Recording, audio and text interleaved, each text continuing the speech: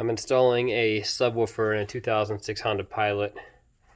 This thing has a shallow subwoofer from the factory. So what you end up doing is you cut this thing out. To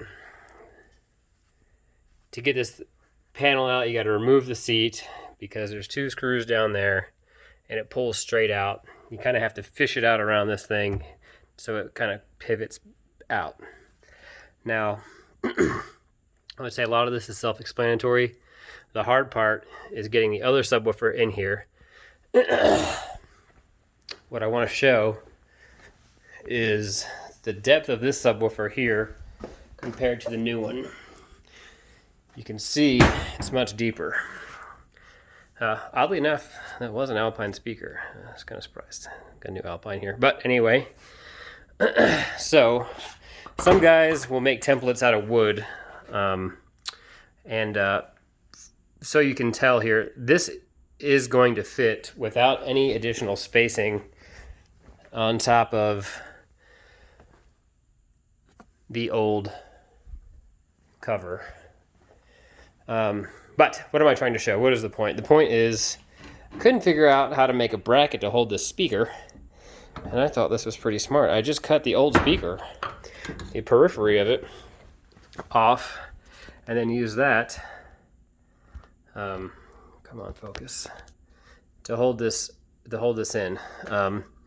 And I drilled my hole a little bit smaller than my bolt. I think this is a 2 3/4 or 2.5 inch bolt.